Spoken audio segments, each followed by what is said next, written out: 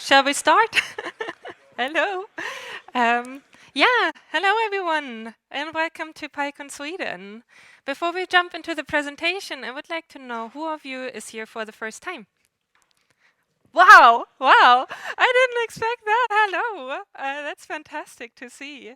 Who am I? I'm the chairwoman of PyCon Sweden. I joined the community here in Sweden via PyLady Stockholm back in 2014, and we arranged different events. And through that, I got to know our former chairwoman, Anna Kasakova Lindgren, who asked, like, don't you want to have a collaboration with PyLadies and PyCon? So I joined as a volunteer, stayed as a board member, and then became chairwoman last year. So it's been an exciting journey, and we're so happy to be back here today. Maybe some of you know how to organize events for the community or even conferences. For those of you who don't know, I want to give you a little bit of background who we are at PyCon Sweden and how we came here today. So everything started in 2013. 2013. So for those of you who maybe remember, that was when Avicii had his top breaking the charts hit Wake Me Up. But it was also when we could install Python 3.3.1 and finally migrate from the deprecated 2.7 version. So conferences, we arranged in different formats. Usually we sat like this in a room. We had speakers coming here, workshops being held, panel discussion, all kinds of things.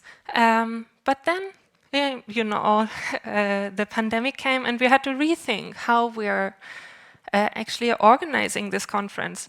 So we went online.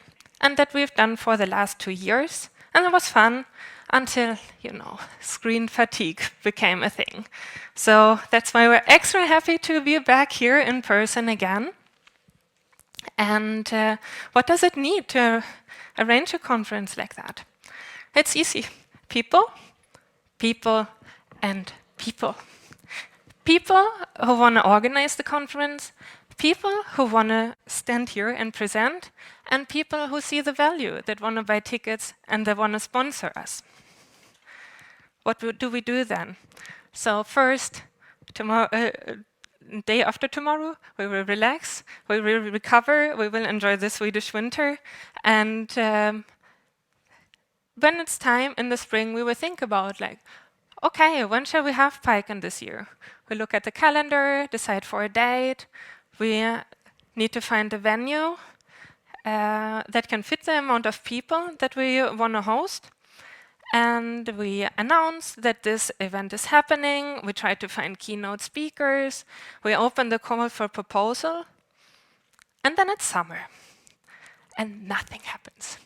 In Sweden, we close the door, we go to the beach, and we at PyCon get a bit worried.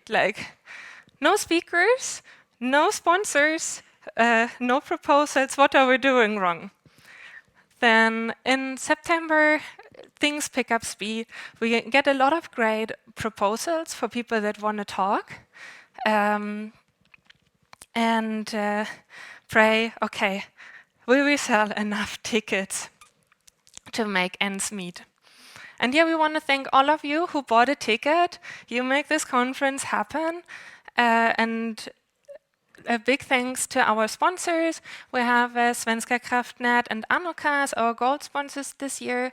Python Software Foundation, who is the organization behind Python and the open source Python, contributed also to this conference. If you want to learn more about that, we have Kushal, who is happy to tell you more about that.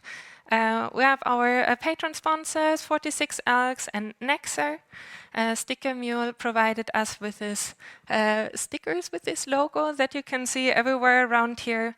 And Manning gave us 3 free books and a promotion code. So if you want to get a 35% discount on their tickets, take a picture.